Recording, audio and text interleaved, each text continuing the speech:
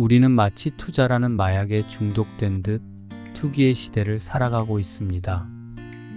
하지만 투자의 세계는 어부의 세계와 놀라울 정도로 닮아 있습니다. 일기예보를 꼼꼼히 체크하지 않고 배를 띄우는 어부는 비바람 속에서 길을 잃을 뿐입니다.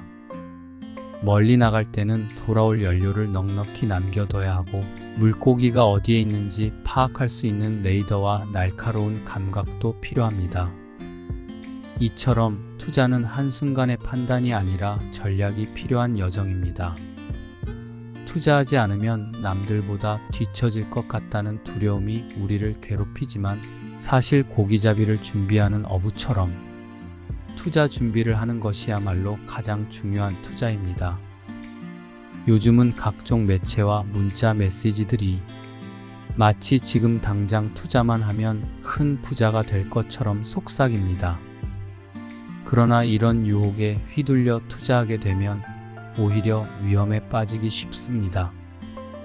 우리에게는 언제든 새로운 투자 기회가 찾아올 것입니다. 이번이 마지막 기회라는 광고 문구에 흔들릴 필요가 전혀 없다는 사실을 우리는 이미 잘 알고 있습니다. 올해의 마지막 세일도 내년에 다시 돌아올 테니까요. 투자란 마치 마라톤과도 같습니다. 연습도 없이 40km를 뛰겠다고 나서는 사람은 도중에 포기할 수밖에 없습니다. 준비되지 않은 상태에서 성급하게 투자하지 말고 충분히 준비된 후에 나서야 성공할 가능성이 큽니다. 돈을 잃지 않는 것이 가장 중요한 원칙이고 기회는 언제든 다시 찾아옵니다. 여기 두 사람이 있습니다. 한 사람은 무일푼에서 10억을 벌어들였고 다른 한 사람은 로또나 상속으로 10억을 갑자기 얻었습니다. 첫 번째 사람은 10억을 벌어들이는 과정에서 쌓인 경험과 노하우로 이후 더 큰 성공을 이룰 가능성이 큽니다.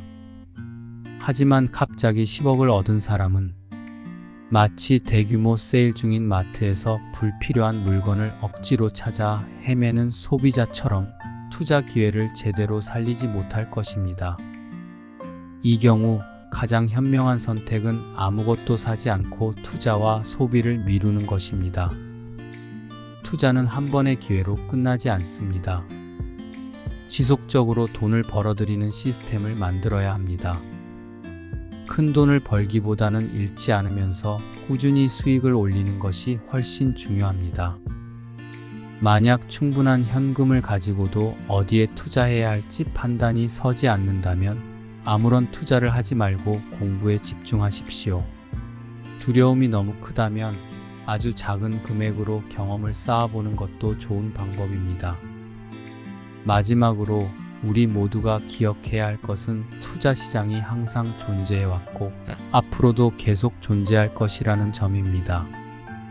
지금 당장 투자를 하지 않는다고 해서 뒤처지는 것은 아닙니다.